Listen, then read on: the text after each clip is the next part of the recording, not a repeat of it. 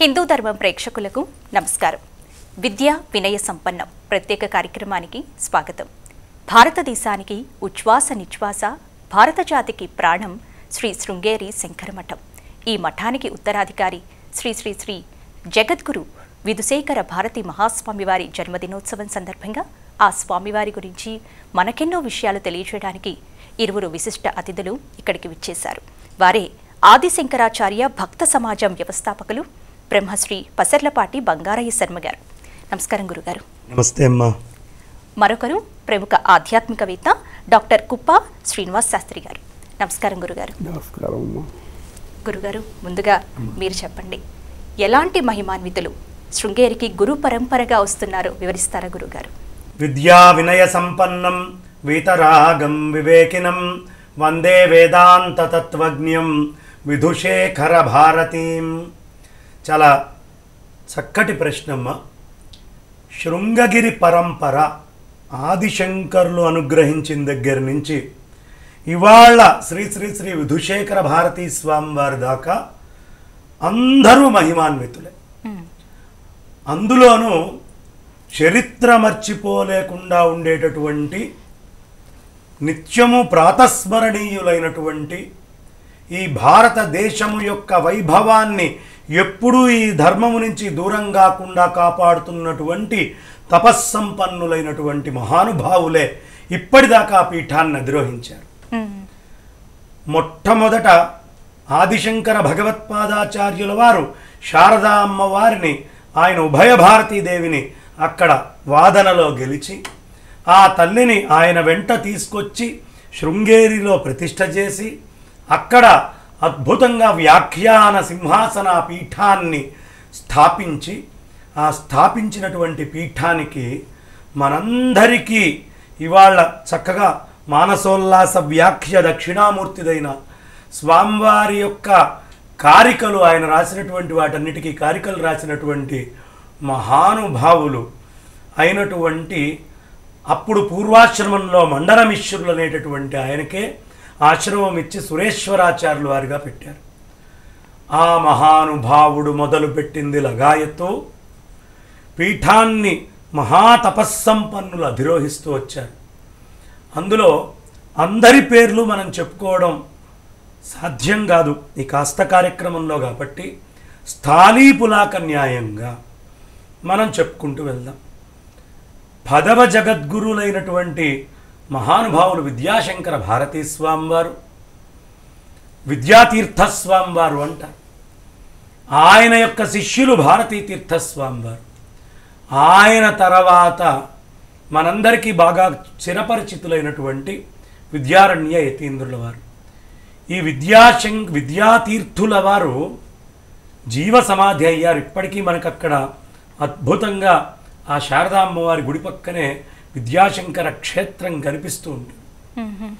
అక్కడ ఆయన జీవ సమాధి లంబికా యోగముతో పూర్తిగా నాలుకని వెనక్కి తీసి మహత్తరమైన అనుష్ఠానంతో ఆహారాలు, అన్ని విహారాలు, నిద్రలు వదిలేసి ఈ నాలికని కొండనాలికి అంటించి 6 నెలలకు ఒకసారి పడేటటువంటి అమృత బిందువులనే ఆహారంగా తీసుకున్నటువంటి మహాజీవన్ముక్తులు, తపస్సంపన్నులు.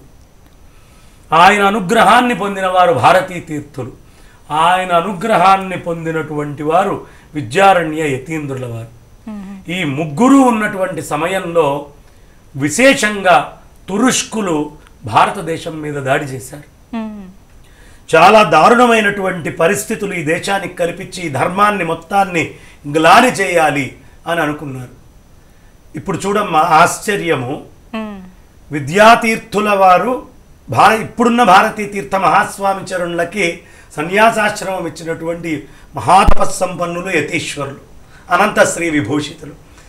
అదే విద్యాతీర్థ స్వామివారు, అదే భారతీ తీర్థులు, ఇప్పుడున్న విధుశేఖర భారతీ స్వామివారే విద్యారణ్య యతీంద్రుల వారు. మళ్ళీ ఆనాడు వైదిక ధర్మం మీద జరిగినటువంటి దాడులని కాపాడడానికి మళ్ళీ ఆ ముగ్గురే తిరిగి ఇక్కడికి వచ్చారా అన్నంత వైభవమైనటువంటి పరిస్థితి మళ్ళీ ఇప్పుడు కనిపిస్తుంది. ఆ విద్యారణ్య యతీంద్రుల వారు ఏం చేశారయ్యా, విజయనగర సామ్రాజ్యాన్ని స్థాపించి విద్యారణ్య సామ్రాజ్యము, కృష్ణదేవరాయలు, అష్టదిగ్గజాలు, ఇవాళ మనకి ఇంత సంస్కృతి ఇవన్నీ కాపాడుకున్నామంటే కేవలం విద్యారణ్య యతీంద్రుల వారి తపస్సు. శ్రీరంగాన్ని, తిరుమలని, అన్ని గుళ్ళని మాలిక్ కఫూర్ వచ్చి దాడి చేసి అంతా పాడు చేస్తే ఆయన తపస్సుతో సంపదని, భువనేశ్వరి ఆరాధన చేసి సంపదని సృజించి ఆ సంపదతో ఒక సామ్రాజ్యాన్ని స్థాపించి వైదిక ధర్మాన్ని కాపాడి చతుర్వేదాలకి, ఇవాళ మనకి 4 వేదాలు చక్కగా అద్భుతంగా వేదవ్యాసుల వారు విభజించి మనకిచ్చారు. ఆ ఇచ్చినటువంటి వేదాన్ని, విభజించినటువంటి వేదాన్ని, అందులో ప్రధానమైన దశోపనిషత్తులు తీసుకొని ఆదిశంకర భగవత్పాదాచార్యులు వారిస్తే ఈ పీఠానికి మళ్ళీ ప్రతి జగద్గురువుగా ఆ శంకరుల అంశే రావడంతో 12వ జగద్గురువులైన విద్యారణ్య స్వామి వారు ఇవాళ ప్రపంచానికి వేదం అర్థం అవుతోంది అంటే ఆ చతుర్వేద భాష్యకర్త అనే శ్రీని పొందినటువంటి విద్యారణ్య యతీంద్రుల వారు అద్భుతంగా మనందరికీ చతుర్వేద భాష్యాల్ని అందించారు. అలా చతుర్వేద భాష్యాల్ని, అలాగే మనకి ఖచర దర్పణం, గెలీలియో టెలిస్కోప్ కనుక్కోకముందు మిగతా వాళ్ళు ఎవరు కూడా ఏ యూనివర్స్ ఎక్స్పాన్షన్ థియరీస్ కానీ, యాటమ్ డివిజన్ థియరీస్ కానీ ఇవేవీ తెలియకముందే అద్భుతంగా ఖచర దర్పణం అనే పుస్తకం రాసి ఆకాశంలో జరిగేటటువంటి వింతలని మనందరికీ అందించినటువంటి పీఠం శృంగగిరి జగద్గురు మహాసంస్థానం. అలాగే ఎప్పుడు విపత్తు వచ్చినా, ఎప్పుడు ధర్మానికి గ్లానైనా ఉత్తరాదిలో ఉండేటటువంటి పీఠాల మీద దాడి జరిగినప్పుడు అక్కడ మళ్ళీ జగద్గురువుల్ని నిరంతరంగా తపస్సు చేస్తూ కాపాడినటువంటి పీఠము శృంగగిరి జగద్గురు మహాసంస్థానం. ఇక్కడి నుంచే మళ్ళీ పీఠాధిపతుల్ని అక్కడ పీఠారోహణం చేసేటటువంటి ఏర్పాటు చేశారు.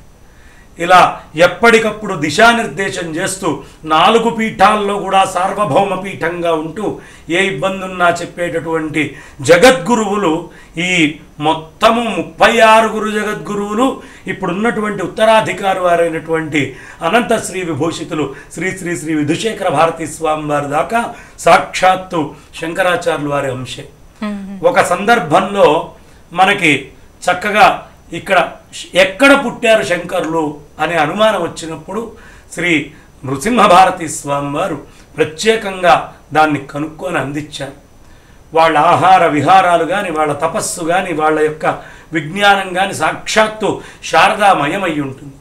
టిప్పు సుల్తాన్ లాంటి వాళ్ళ ఆస్థానం నుంచి అనేక మంది వచ్చి ఇక్కడ పరీక్ష చేయాలి అని చూసినప్పుడు ఆయనకు సుబేదారై మంత్రిగా ఉన్నటువంటి పూర్ణయ్య అనేటటువంటి మధ్వ పండితుడు ఏమిటి అసలు లోపల పాండిత్యం, పరీక్ష చేద్దాము అని వెళ్తే వాదనకి సంసిద్ధం చేసి తెరగడితే సాక్షాత్తు ఈ ఎదురుగుండా మాట్లాడే వాళ్ళందరితోటి అవతల నుంచి స్వామివారు మాట్లాడుతూ ఉంటే అమ్మవారి గొంతు వినిపించి ఏమిటి ఆడగొంతు అని తెరదీసి చూస్తే విశేషమైనటువంటి భుజాలతో శారదా అమ్మవారే ఈ స్వామివారిలో కనిపించిందంటే అక్కడ ఉన్న శారదకి, అక్కడ ఉన్న జగద్గురువులకి అభేదమని రుజువు చేసినటువంటి స్వామివారు ఆయన.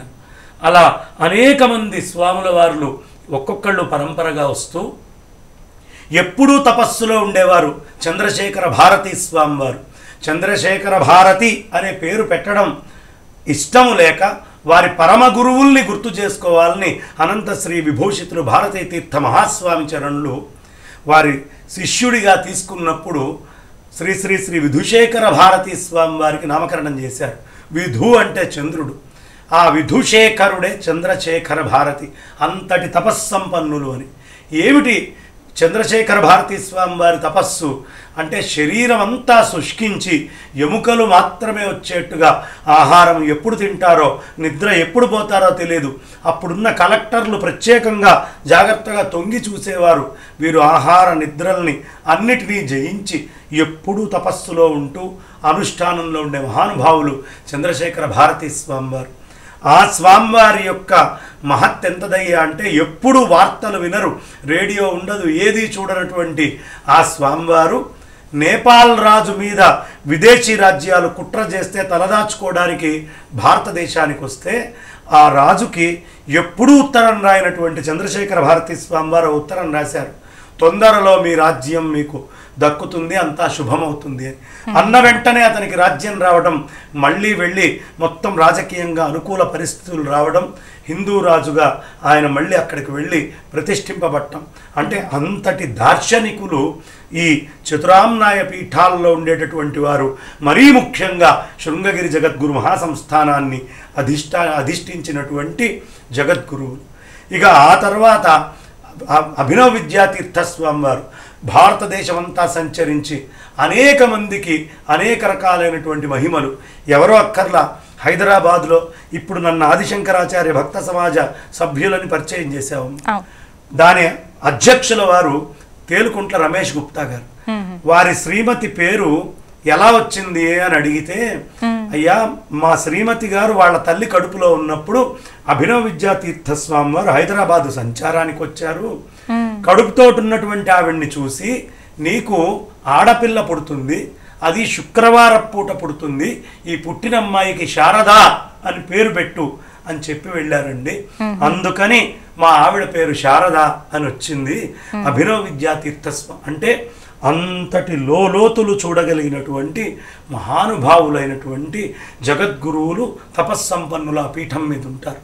అనంత శ్రీ విభూషితులు భారతీ తీర్థ మహాస్వామి చరణుల వారిని, వారి యొక్క లీలలు కానీ కంటితోటి చూసినటువంటి మేము కేవలం దాన్ని చెప్పాలి అంటే అనేకమైనటువంటి సిరీస్లుగా, ఎపిసోడ్లుగా మనం కార్యక్రమాలు చేసుకుంటే తప్ప ఆ స్వామివారి యొక్క మహత్తుని మొత్తాన్ని మనం చెప్పలేం. పెద్ద పెద్ద మనకి ప్రెసిడెంట్ల దగ్గర నుంచి ప్రైమ్ మినిస్టర్ల దగ్గర నుంచి అందరూ కూడా వెళ్ళి ఆ పీఠము దగ్గర ఎప్పుడు ఇబ్బంది వచ్చినా, ఏ విషయంలో ధార్మికమైన ఇబ్బంది వచ్చినా సలహాలు తీసుకుంటూ ఉండేవారు. కాన్స్టిట్యూషన్లో ఏమైనా చిన్న ఇది చేయాలన్నా కూడా అంబేద్కర్ గారి టీం కూడా శృంగేరి పీఠానికి వెళ్ళటం జరిగిందంటే, ఈ పీఠము ఎప్పుడు రాజులకు కానీ, ఈ ధర్మానికి కానీ, దేశానికి కానీ ఎప్పుడు గ్లాని కలిగిన ఆ ఇబ్బందులకి సహకరించడానికి ఉండేటటువంటి మేధా సంపత్తితో ఉండే జగద్గురువులు ఆ పీఠాన్ని ఆశ్రయించుంటారు. ఇక భారతీ తీర్థ మహాస్వామి చరణులు ఆయన ఎంతటి మహాత్ములు, దార్శనికులు అంటే, ఇవాళ నేను చెప్తున్నానమ్మా రూఢిగా, ఒక్కసారి జగద్గురువులు అపారమైనటువంటి కృపాదృష్టితోటి ఒక చూపు చూసి నీకు దిగ్విజయమగుగాక నేను ఆశీర్వదిస్తున్నాను అని గనక అంటే ఆ పని కాకపోవడము అనేటటువంటిది ఉండే అవకాశమే లేదు. అనేక మంది నాయకులు, రాజకీయాలకు సంబంధించినటువంటి వాళ్ళు, రకరకాలైనటువంటి రాష్ట్రాలకు చెందినటువంటి వాళ్ళు, వీళ్ళందరూ స్వామివారి దగ్గరికి వచ్చి ఎలా లబ్ధి పొందారు అనేటటువంటిది, అనేక మంది శిష్యుల యొక్క బాధలు ఎలా తొలగించుకున్నారు, వీటికి నేనే ప్రత్యక్ష సాక్షిని. నా కంటి ముందు ఇవాళ పెద్ద పెద్ద హోదాల్లో, అధికారాల్లో, పదవుల్లో ఉన్నటువంటి వాళ్ళు, ఏమీ తెలియని దిక్కు దిశానిర్దేశము లేనటువంటి స్థితిలో ఉన్నవాళ్ళు అక్కడికి వెళ్ళి చాలా ఉన్నతమైనటువంటి స్థాయిల్ని అలంకరించిన వాళ్ళు నాకు తెలుసు. కాబట్టి అలాంటి జగద్గురువులు నిరంతర అంతర్ముఖులై ఎప్పుడూ బ్రహ్మ విద్యనే, బ్రహ్మమే వారవుతూ బ్రహ్మ ఉపాసన చేస్తూ బ్రహ్మ విద్యని శిష్యులకు, అర్హులైన శిష్యులకు అందిస్తూనే ఆర్తితోటి ఉండేటటువంటి శిష్యుల యొక్క ఆ ఆర్తిని తీర్చి వాళ్ళకి అవసరమైనటువంటి బోధన చేస్తూ కర్మ, భక్తి, జ్ఞానము, యోగము ఎందులో ఏ విభాగములో సనాతన ధర్మంలో అనుమానం ఉన్నా తీర్చగలిగేటటువంటి జగద్గురువులే ఆ పీఠం మీద కూర్చొని ఉంటారు. మనం ప్రస్తుతం అనంత శ్రీ విభూషితులు విధుశేఖర భారతీ స్వామి వారి గురించి చెప్పుకుంటున్నాం కాబట్టి, పూర్వాశ్రమంలో వారి పెద్దనాన్నగారైనటువంటి శ్రీ కుప్పా శ్రీనివాస్ శాస్త్రి గారు కూడా వచ్చున్నారు కాబట్టి మెల్లిగా మిగతా విషయాలన్నీ ఒకదాని తర్వాత ఒకటి చర్చ చేసుకుందాం. చాలా చక్కగా వివరించారు గురుగారు. గురుగారు, ఈ పీఠానికి శృంగేరి అనే పేరు ఎలా వచ్చిందండి? సదాశివ సమారంభాం శంకరాచార్య మధ్యమాం అస్మదాచార్య పర్యంతాం వందే గురు పరంపరాం. ఋష్యశృంగ మహర్షి తపస్సు చేసినటువంటి ప్రదేశము ఈ శృంగగిరి. ఋష్యశృంగ మహర్షి యొక్క తండ్రి అయినటువంటి విభాండక మహర్షి వారి యొక్క ఆశ్రమము అక్కడ ఉండేది. తర్వాత ఋష్యశృంగ మహర్షి వారి యొక్క ఆశ్రమం కూడా అక్కడ ఉండేది. వారు తపస్సు చేసి ఆ ప్రాంతాన్నంతా కూడా పరమ పవిత్రతం చేశారు. అక్కడ ఉన్నటువంటి సకల ప్రాణులలో కూడా సహజ వైరము అనేటువంటిది పోయి సహజమైనటువంటి మైత్రి కలిగేటంత శాంతి సౌభాగ్యాలని తమ తపస్సు చేత ఆ వాతావరణమంతా కూడా ప్రసరింపచేసినటువంటి వాళ్ళు ఋష్యశృంగాది మహర్షులు అన్నమాట. శృంగము అంటే కూడా ఎత్తైన ప్రదేశము అని అర్థం. ఆ ఋష్యశృంగ మహర్షి నివసించారు కనుక ఆ పర్వత ప్రాంతములలో ఆ ప్రాంతమునకు శృంగగిరి అని పేరు వచ్చినది.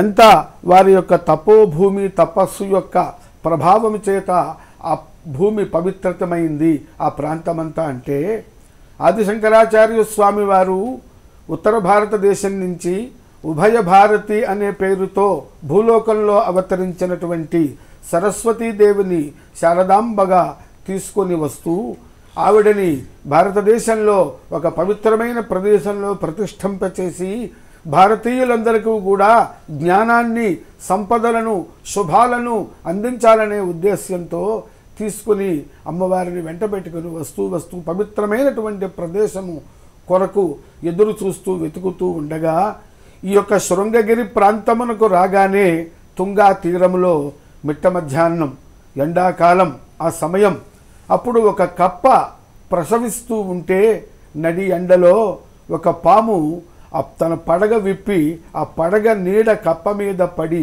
సుఖంగా ఆ కప్ప సుఖప్రసవం కలిగేటట్టుగా చేసినటువంటి అద్భుతమైనటువంటి ఐక్యత, ఐకమత్యం, అద్వైతం అంతా ఒకటే అనేటువంటి అద్వైతానుభూతి, ఆనందానుభూతిని కలిగించేటువంటి ప్రదేశంగా దానిని గుర్తించి ఆ శృంగగిరి క్షేత్రంలోనే అక్కడ అమ్మవారిని ప్రతిష్ఠింపచేశారు.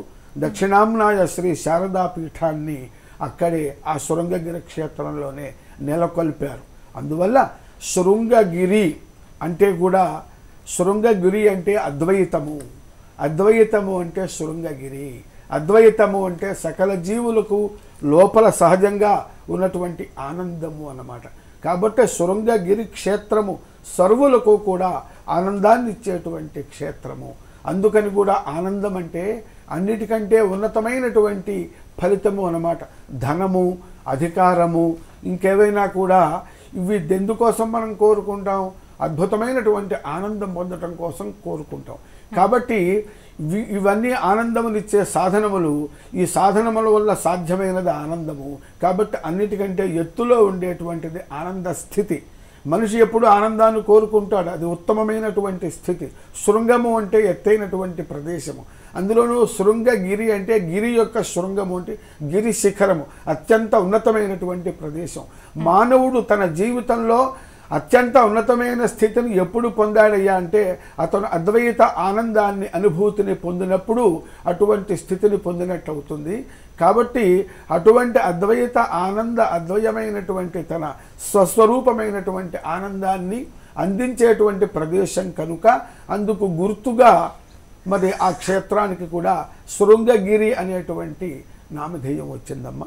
అది దాని వెనకాల ఉన్నటువంటి విశేషం. గురుగారు, సనాతన ధర్మ పరిరక్షణలో స్వామివారు చేస్తున్న అపారమైన కృషి గురించి తెలియజేస్తారండి. అసలు స్వామివారు ప్రతి అనుక్షణము అంతర్లీనమైనటువంటి ఆత్మానుభూతి బహిర్ముఖంగా వైదిక ధర్మ పరిరక్షణ కోసమే అనుక్షణము వారి తపస్సును ఖర్చు పెడుతున్నారు. ఎంత అపారమైనటువంటి అంటే ప్రపంచంలో ఎక్కడా లేనంత గొప్పదైనటువంటి విద్వత్తు, జ్ఞానము కేవలం సనాతనమైన వైదిక ధర్మంలో ఉంది. మిగతా వాళ్ళందరిది ఒక పుస్తకంతో పరిమితమైతే ఇది విశేషమై అనంతమై పెద్దదైనటువంటి లైబ్రరీ, అనంతమైన లైబ్రరీ. ఈ ఇంత లైబ్రరీకి సంబంధించిన విషయాలన్నీ కూడా కంపైల్ చేసి అతి సామాన్యుడికి చేర్చాలి.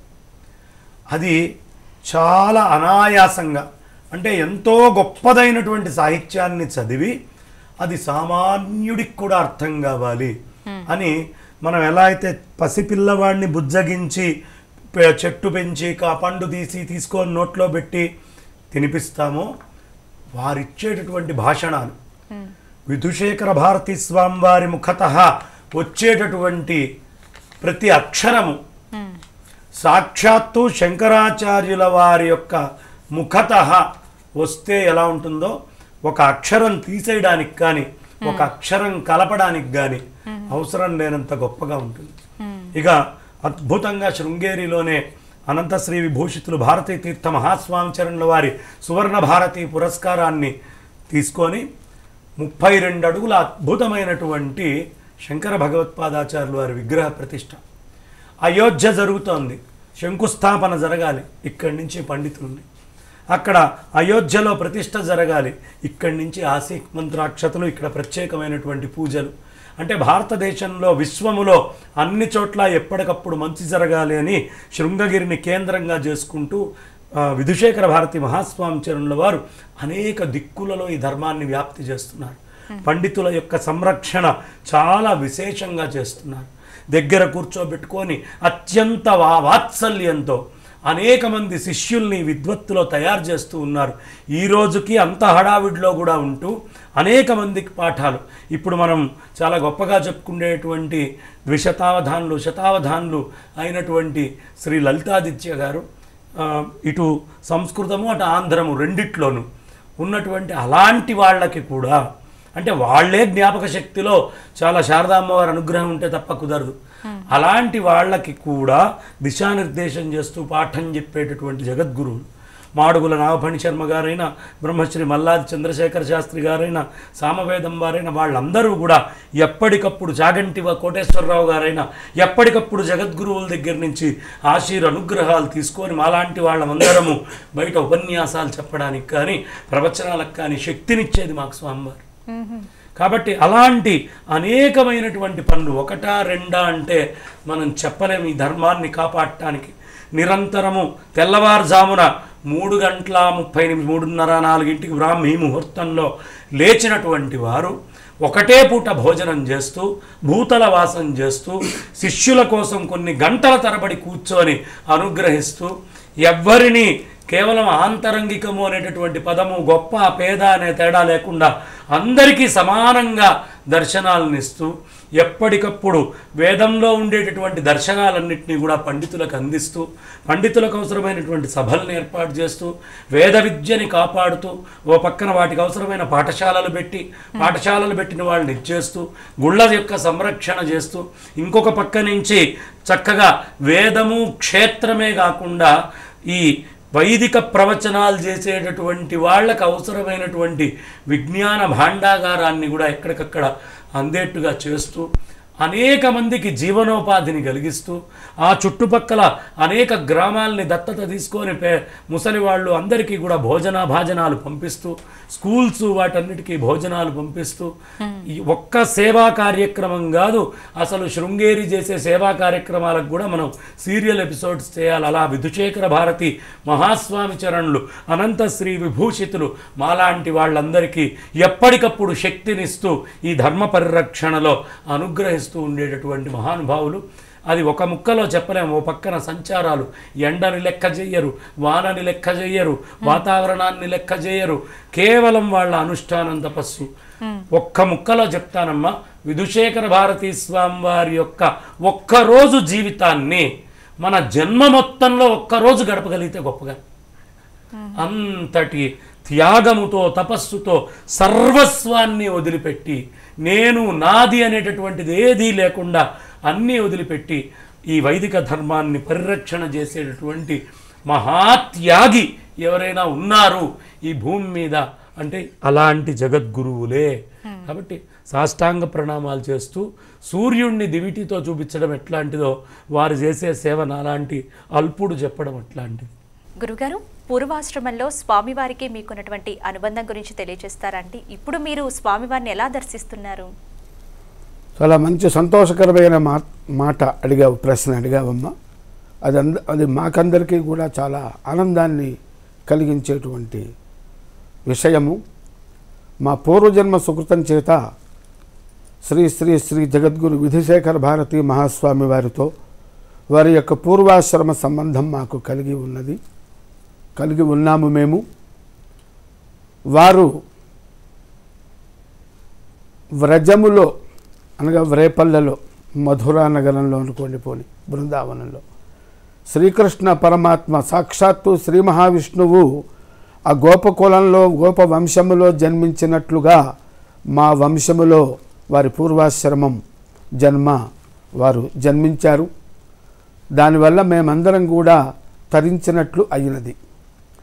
మరి వారు ఆ విధంగా అక్కడ జన్మించినప్పటికీ కూడా స్వగృహంలోనే మా ఇంట్లోనే వేదము అంతా కూడా అధ్యయనం చేసిన తరువాత శృంగేరి జగద్గురువులైనటువంటి ప్రస్తుతం భారతీ తీర్థ మహాస్వామి వారి దగ్గరికి వెళ్ళి వారి సన్నిధికి చేరి వారి దగ్గర శాస్త్రాధ్యయనం చేసి ఇంకా ఆ యొక్క సన్యాస దీక్షలో ఉన్నతోన్నతమైనటువంటి స్థితికి ఉన్నతోన్నతమైనటువంటి శిఖరాలకు చేరుకొని ఉన్నారు.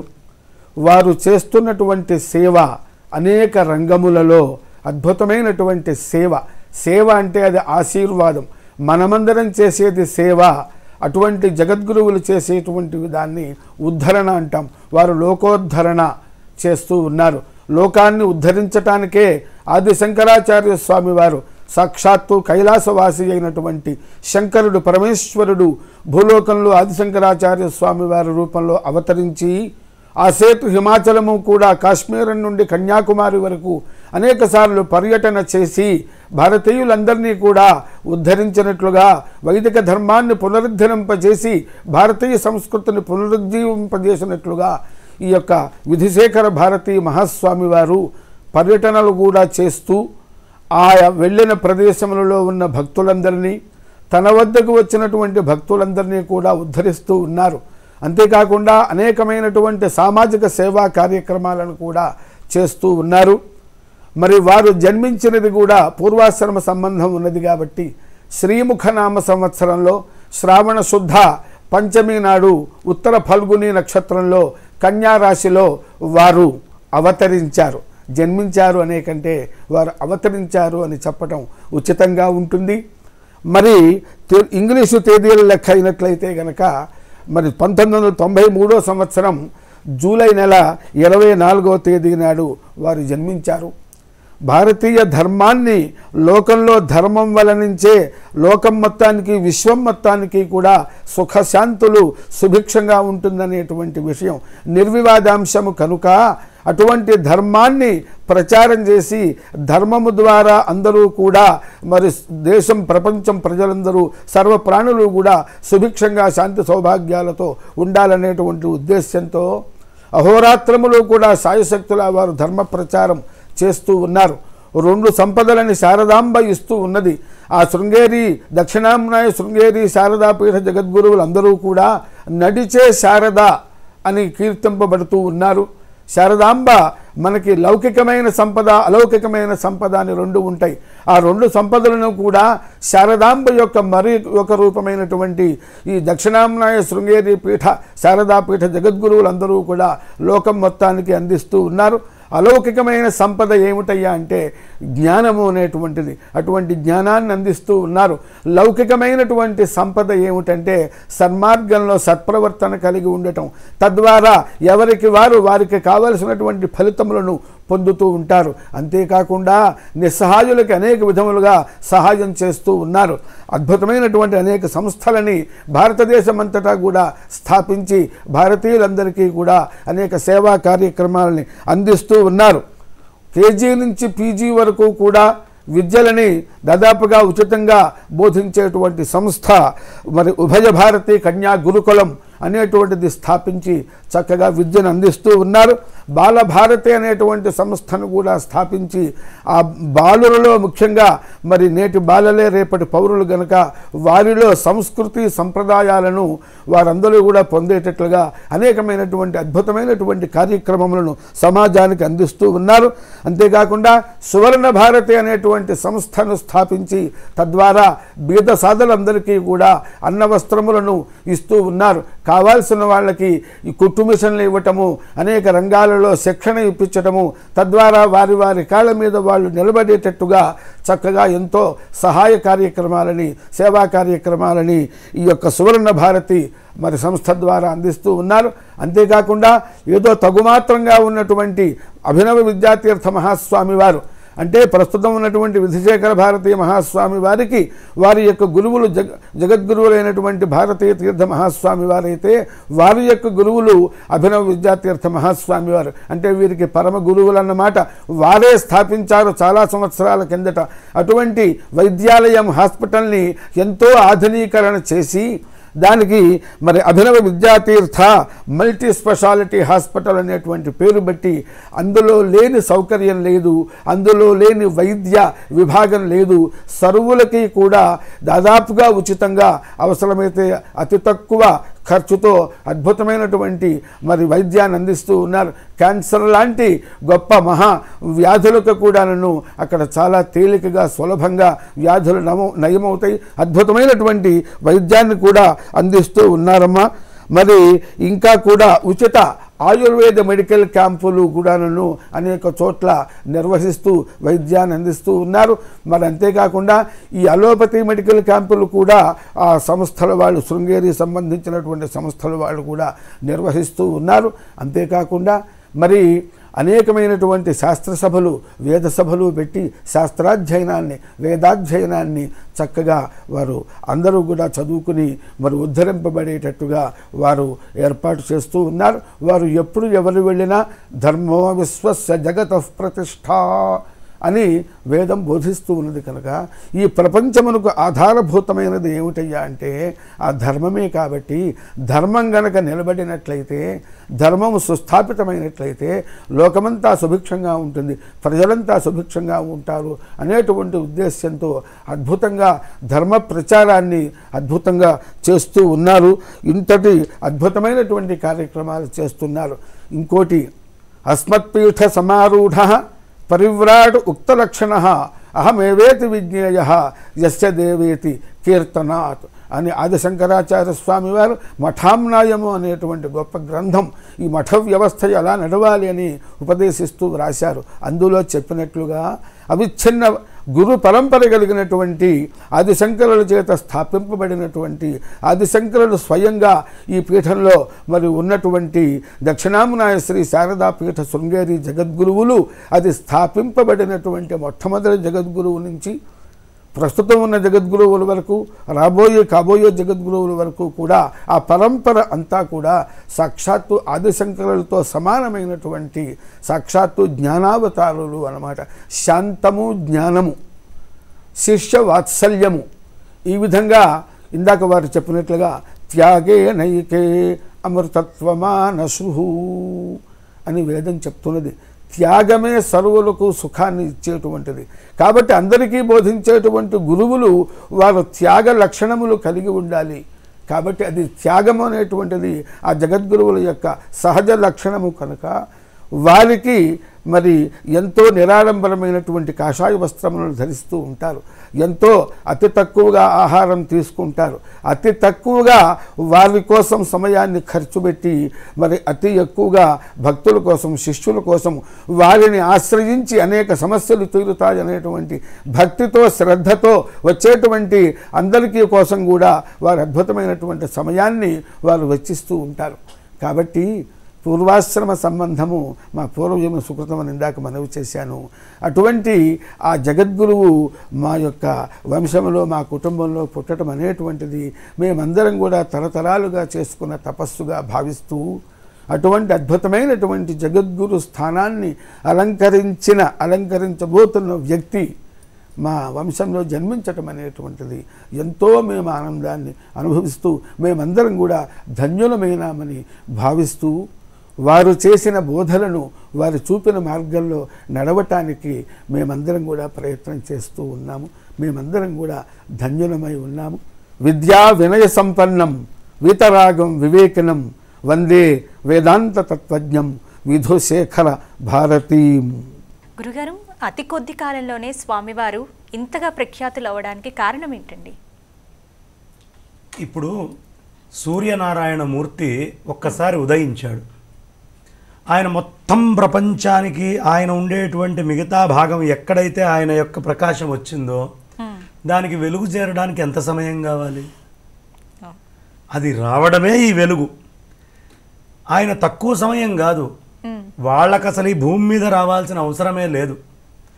పూర్ణ బ్రహ్మనిష్టలో ఉండేటటువంటి మహానుభావులు ఎక్కడో మనమందరం ఏదో తపస్సు చేసుకున్నాం, మనందరి భాగ్యం.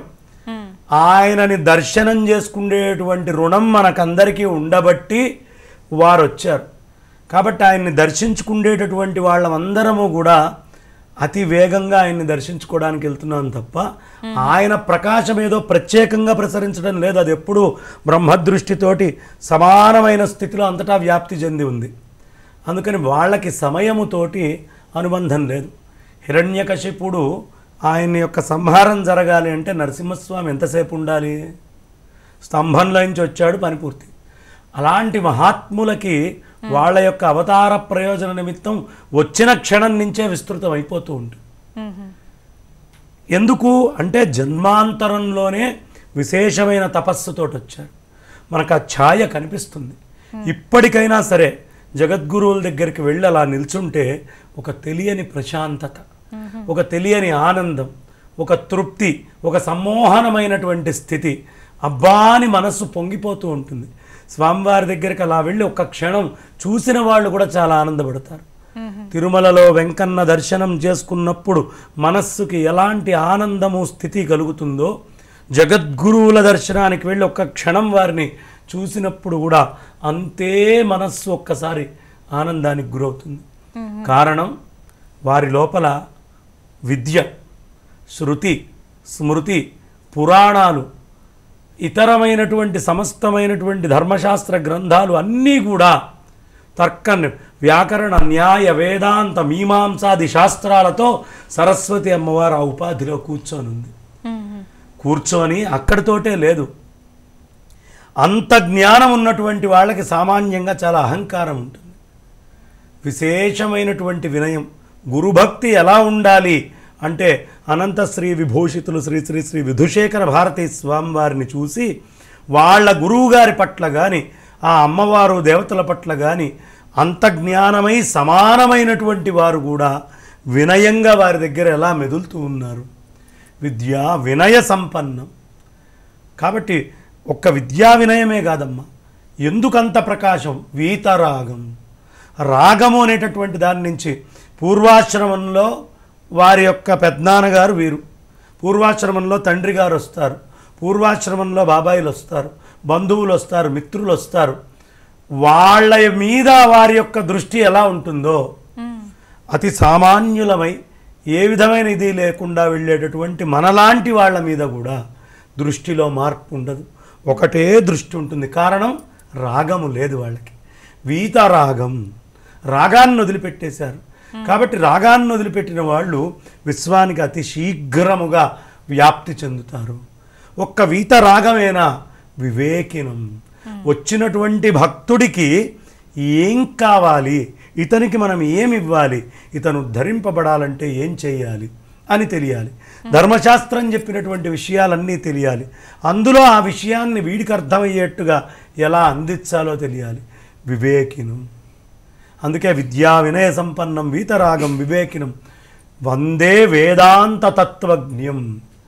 వేదాంతము అంటే ఓ శ్రీశుకుల వారు, ఓ వ్యాసుల వారు, ఓ ఆదిశంకర భగవత్పాదాచార్యుల వారు, ఓ శ్రీమన్నారాయణుడు, ఓ వశిష్ఠుడు, ఓ బ్రహ్మదేవుడు, వాళ్ళందరూ ఏ స్థితిలో ఉన్నారో అలాంటి వేదాంతాన్ని తత్వం అనేటటువంటి పరిపూర్ణమైనటువంటి జ్ఞానం కలిగినటువంటి మహానుభావులు కాబట్టి వందే వేదాంత తత్వజ్ఞం.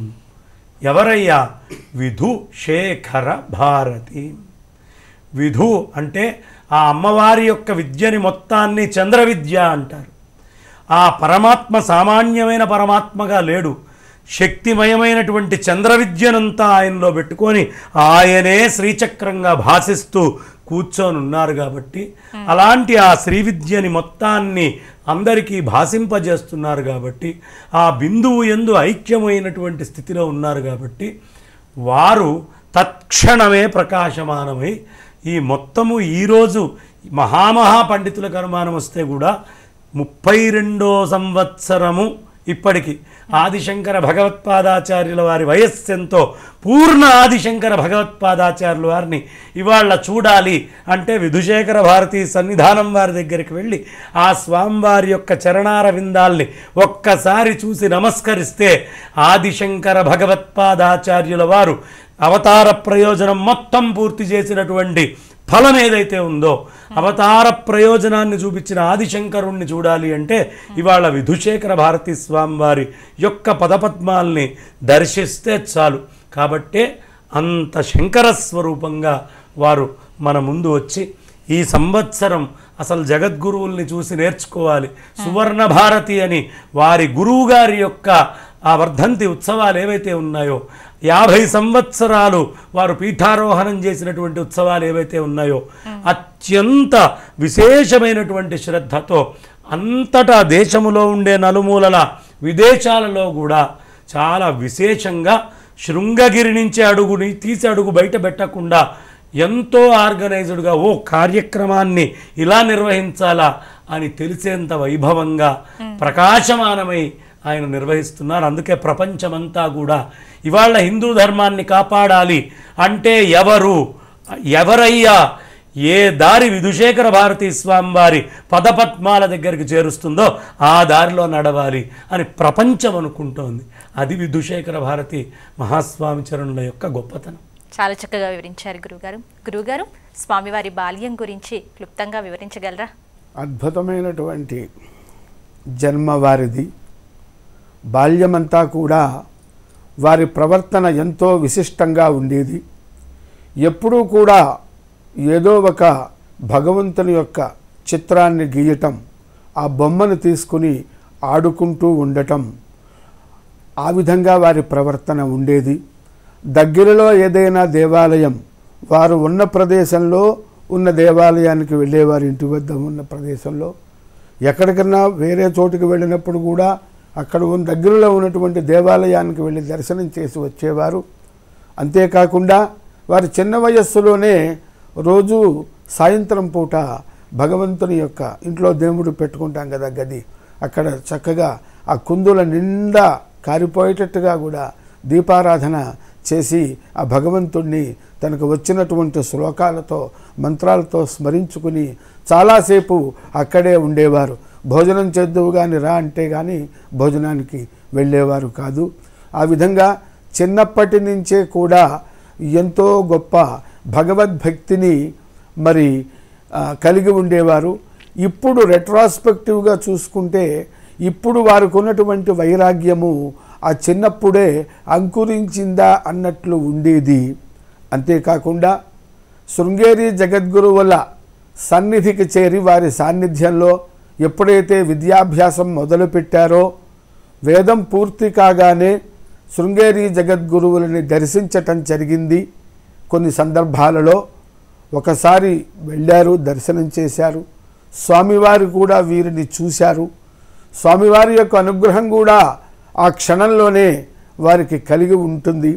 ఏ ముహూర్తంలో వీరు స్వామివారిని దర్శించారో ఆ జగద్గురువులైనటువంటి శ్రీ శ్రీ శ్రీ భారతీ తీర్థ మహాసన్నిధానం వారు వీరిని ఎప్పుడైతే చూశారో, వారి కృపా కటాక్ష వీక్షణములు వీరి మీద ఎప్పుడు ప్రసరింపచేశారో, శారదాంబ అనుగ్రహం ఎప్పుడు కలిగిందో.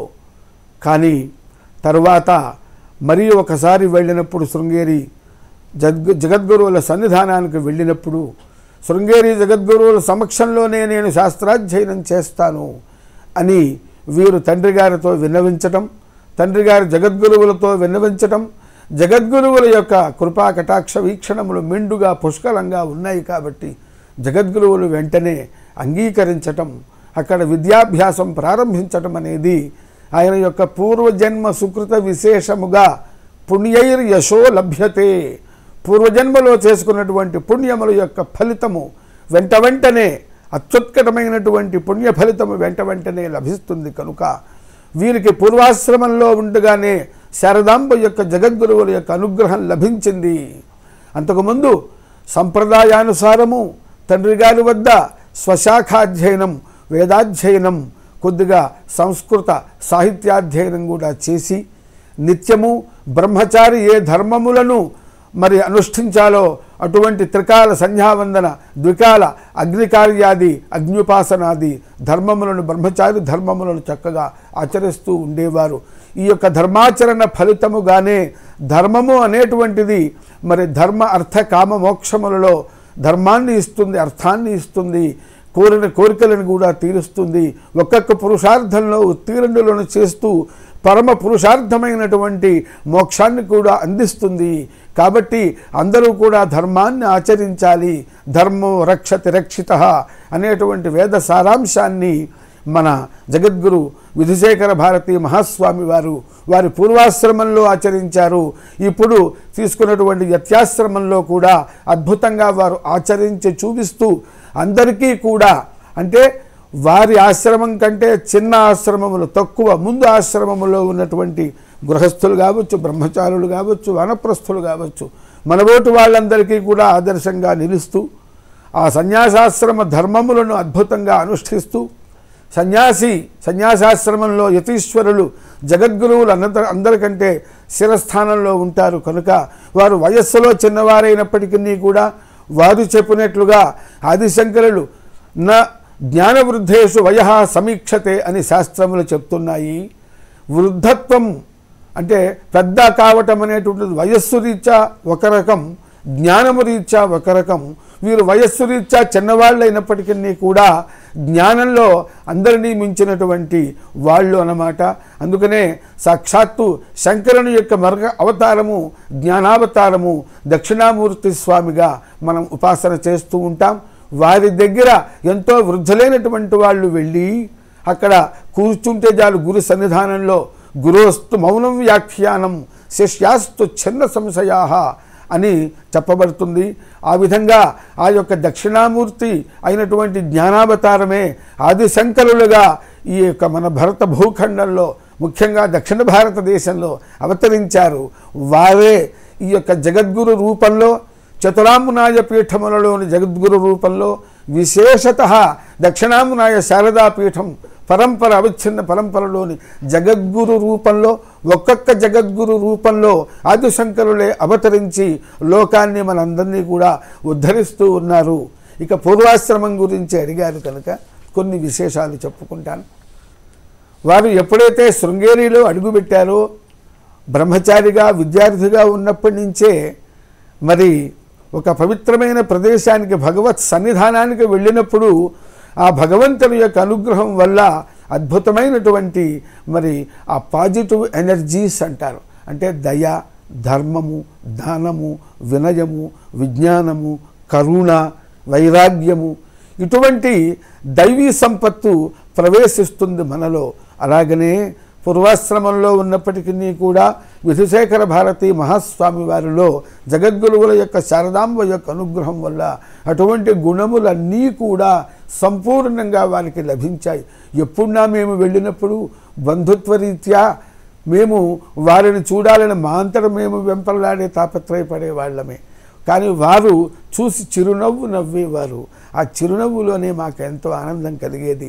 అంతేకాని ఎంతో వైరాగ్య భావంతో ఉంటూ మీ దగ్గరికి వస్తా, మీరు ఎప్పుడు వస్తారు, ఇటువంటి సమాచారం ఏమీ లేదు. మేము అడిగితే దానికి తగినంతగా సమాధానం చెప్పడం, తరువాత తన అధ్యయనము అనుష్ఠానంలో మునిగిపోవటము. కాబట్టి మరి పువ్వు పుట్టగానే పరిమళిస్తుంది అని తెలుగులో సామెత ఉన్నది, అదే వేదంలో కూడా ఉన్నది. ఏవం పుణ్యస్య కర్మణో దూరాద్ గంధో వాతి అని వేదం చెప్తున్నది.